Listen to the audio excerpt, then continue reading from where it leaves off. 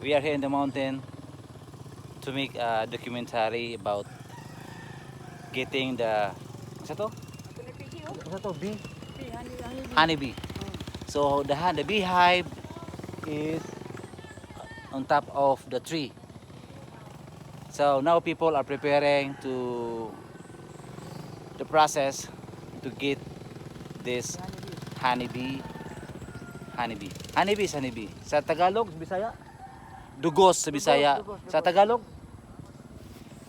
Ano? Sa Tagalog? Tagalog is honeybee. Sa English, honeybee. Ang boton sana. O sige, di namin alam. Dahil pag mo, if we will take this, Dugos. we call it honeybee. Sa Bisaya, dugos. Sa Tagalog, Dugos gawin mo? kasi na bahala. So, we will get closer to the process, to the area.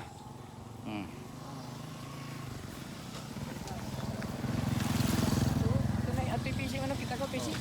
Isang yelo. Amo sure akyat mo. Sige. So, ikaw mag-guide on asa tama na og. So this my brother will guide me the exact location. He is my younger brother, mountain man.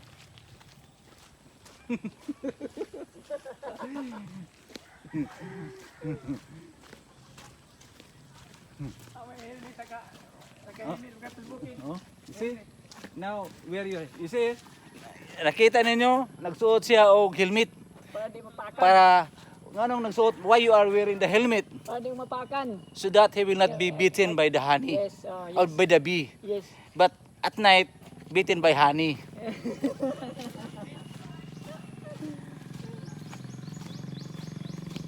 Okay. So, mo ni ang source of transportation namo.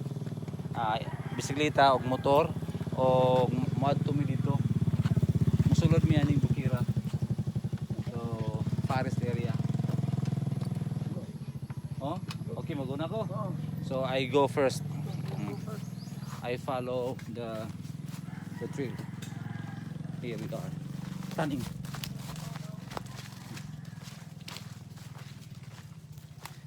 So, andito kami ngayon sa ilalim ng forest.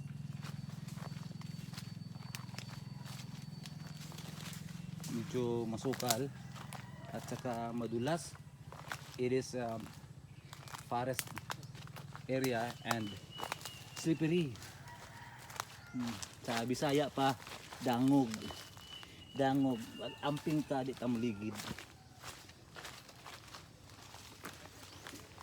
Up, hapit ko mga almost loop. So you can see now. You can see now we are here. The hive is there. Oh, on the top of the tree. Now they prepare this leaves, coconut tree leaves. Inside of this is wheat leaves. Then to have a smoke going to the honey hive. So kaya ito nata diri amping lang ta. We must be very careful where the bee will fly and bite my face. I become fat. But anyway, I'm used this process because I'm a mountain person. Taga bukid ako. Sa Tagalog pa, bundok. So you can see, we will get closer para makita nato so that we can see what happened, what they are doing. First is they are preparing this, a dried coconut leaves inside, and the coconut tree covered by the coconut tree fresh leaves. And see, 3 persons are doing it.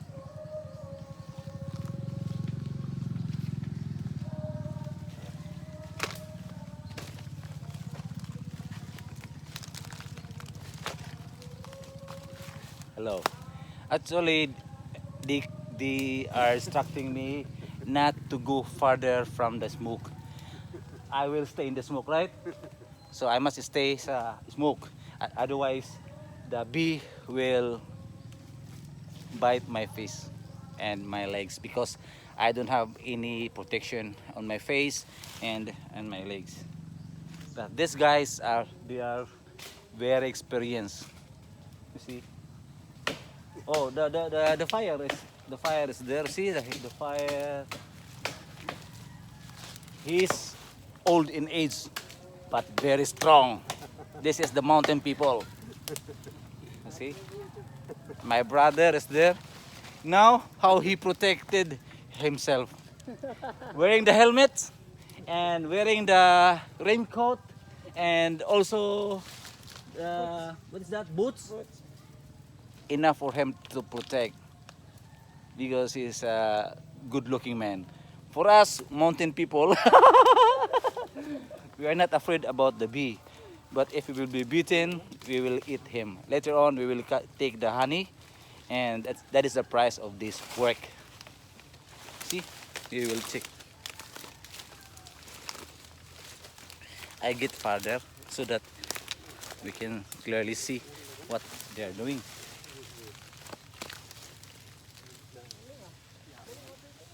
Yeah.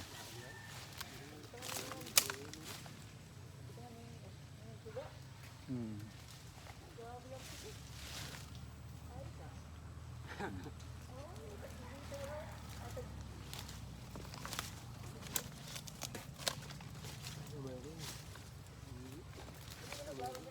Oh, oh, here.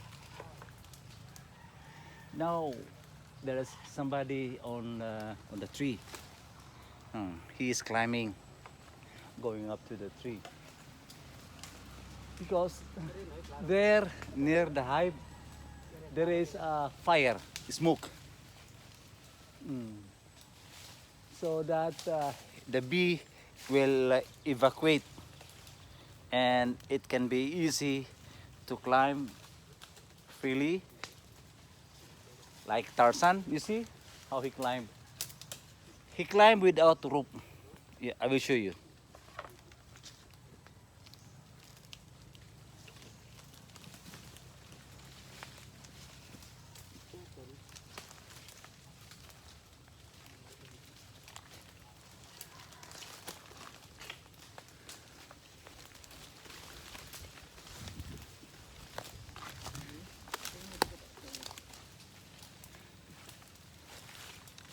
This guy, he is climbing without rope.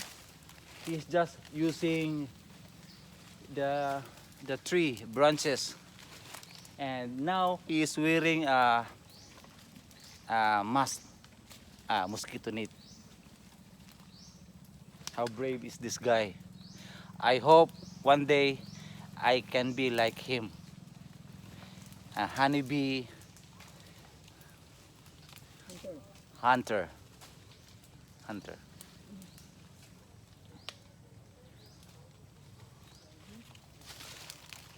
These people, my friends. So how long you been here? Pila na mo ka oras diri? Sana. So they are preparing already past an hour. They started at 8 o'clock in the morning because if there is no sun, so it's that too dark, and the fire will be dying. The rainwater will kill the fire. Patyon is kill. Patyan ang kayo. Kill the fire. That's it. Extinguish the fire. Yung pa sa mga bumbero, use the fire extinguisher, but the nature will use the water by rain. We hope that there will be no rain. The rain will not come today, so that we can complete this work, this process. Dito lang sudo sa mga aso. Dito, yung sudo sa sila. Asa? Eka na sila, hindi mo makatuloy. So, may ato dam-dam na. Hubog naman ton. Hubog na. Hubog na sa kaya jo. Sa aso. I will show you. Inom na pala po ba? You see? You see the person who climbed there? Wow. he climbed using this. Only Tarzan used this one.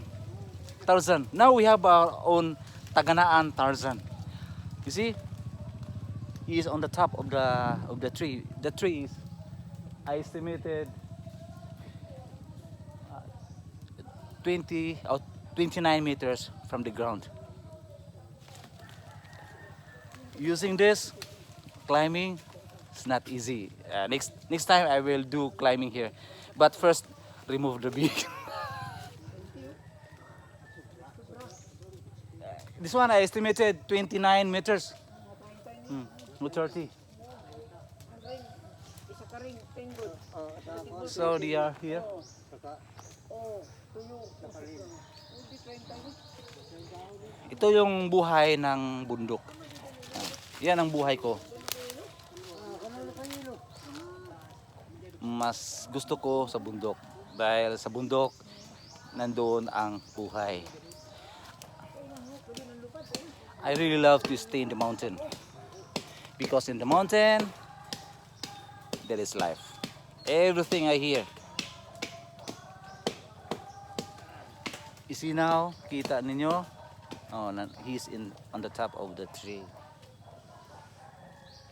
But this height he climbed is already 15 meters. Free climb.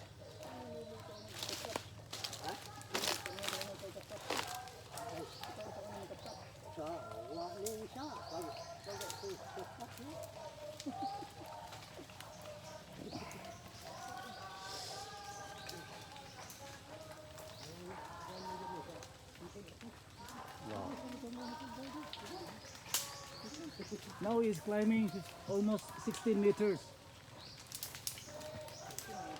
using this bagging. Using the bagging, I don't know in English, and just I will explain. This is the one used by, just like roots, branches, but stronger than the roots used by Tarzan. Yeah, next time I will climb, but I told them to remove first the bee, and I will try to climb as much as I can on that tree.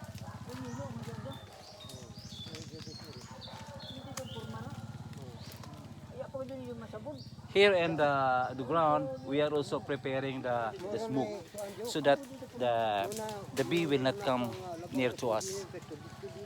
They will be dizzy. That is for our own safety.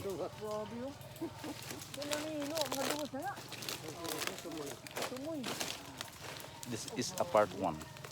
And part 2 is when we bring down the honeybee.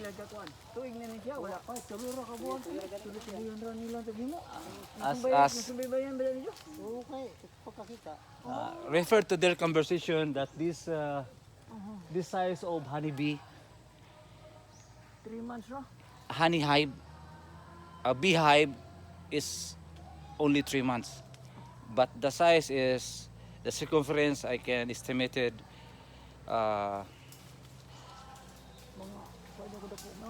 200 millimeter by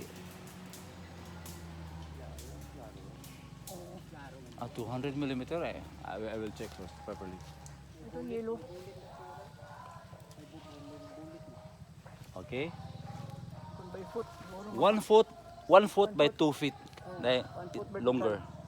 Horizontal. 2 feet vertical, 1 foot horizontal circumference. Big.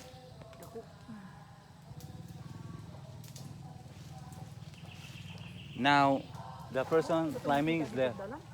Almost reach the beehive. Tao mo to. Nananalupat. Apit na siya mga buhat.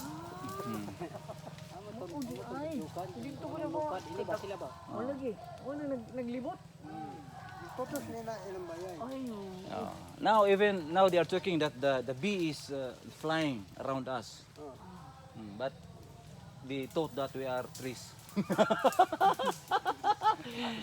kaya sa mga black na siya kayo na, mga Nito. Oh. B, ang mga B. Mm. Kuman yan na, nalupad. So yellow na. Sana, hindi na. Ito no, Oh. dito nakita na to, black. So now they're saying that the first time I show you, you can see that there is a bee in my face. There was a bee, but now the color was black when I was on the street. But now the color is yellow or white, means it is the hive. But the bee already gone, already escaped, evacuate because of the smoke. Kadaghanan tagkas dito na dahil magbura. Ay, so, Tagkas dito. napi. Hindi na magbura ko. Asa tagkas dito magbuhat to? Sa magbusan, ay magbusan. Ano magbura ko? We will listen to their conversation. Waan dito sa video. Ano ka ta? Kay kabog.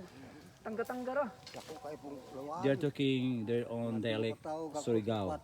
Surigao non dialect. Upat magakos. Kadako sa kapula. Napagsaka, tangga-tangga. Na may kuhan. Pisi. Yagon. Abayagon. Yagon mo. Ang bayagon gikan ni sa kuan ra gud gikan na sa ubos tubo lang man siya. Sabay sa kahoy.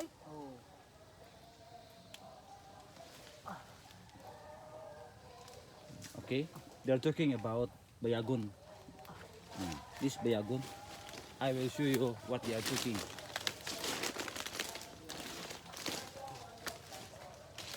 This one is he climbed from here. They call in Bisaya, bayagon. I thought that this bayagon coming from the top going up here. But bayagon is coming from the ground and it will connect to the tree and grow until the highest point of the tree. That is bayagon. In English, I don't know. Sa Tagalog, I just say Tarzan. The rope of Tarzan in English. Everybody will understand if I say the rope of Tarzan. Because I don't know about English. I know the Bisaya, it is bagon. Bagon in Cebu, bayagon in Surigao. In Tagalog, di ko alam. In English, I don't know.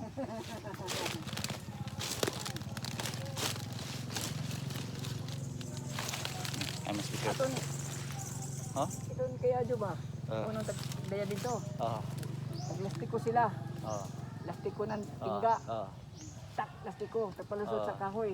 So inin daon kaya jo tag bita-bita na. Okay. Grabe ko ay tingin na. Ito kaya jo. Yeah. So he is my brother explaining about how they install the rope on the top of the tree. They say that they are using the rubber sling with the weights. Then how they did? They like this. Like that. Ano tawag yun? Sling. Lastiko. Gipintik sa Bisaya. Gilastiko. Then pagsangit dito sa taas, nahulog kay bugat man. Mong ikot sa dayon ning kuan. Kanang mga dahon-dahon nga kagaso-aso. Gipasaka dito aron mulayas ang mga putyukan. Bisaya sad ta ginagmay kay moot nang tag English. Mo ana ko English gamay ra kayo English kay labi nang bukid do kayo English diri. Ang daghan diri mga kuan putyukan. Ato na ho, abot na siya. Nakay wala man nang dalag mga balde. Ito?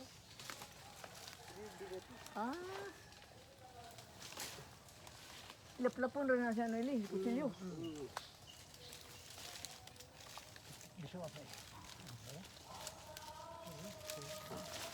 Tanawan niya. Check how they will make fire. They prepare the dried leaves of the coconut tree and they ignited with the kita ato. Gigamit nila ang lighter Oo. Ilang pa kayo dito. Ano yung lighter? Ini. Hindi siya makadool di ay. Si Tarzan, tuwa na sa taas sa buhok sa kahoy. Ang nabilin dire si Cheetah na lang o si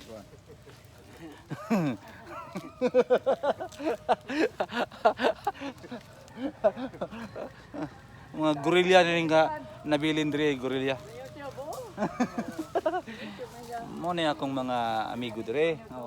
Halos kada adlaw na nako sila makita dire sa bukid. Sila ko tawgon, magdagan ko dire tawgon ko nila. Oh. Kamot nga man ang away sa YouTube ang YouTube magsulti kay mo. Tawgon no, ayo, awa ni. So preparation. Tanaw, yung cellphone imo. Tanaw na ni diyan. So Dito, tapos mo subscribe ka mo bang okay, guys, this is the part 1 of the process of how to get the honeybee. Sa malibang ka imo ito. now wala na ang bees, they are already evacuating. So the part 2 I will continue later on because I need to take rest first. I need to drink water. It's too hot and I'm wearing my long sleeve jacket to protect my body from any bites of the bee. And now it's a good timing that we can see how to get the honeybee on the top of the tree. It is not easy. It is the thin line of life because climbing on the tree using the bagon, the tree rods, is not easy. One mistake, you will die. So this is the part 1. After this, after my break, I will take the part 2. I will make the part 2.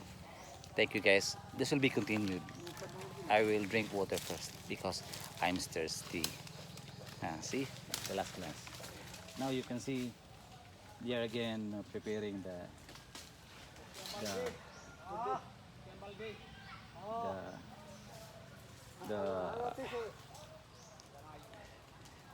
smoke. Say to you guys and have a nice day. Just a minute, just wait for a minute and I will be back.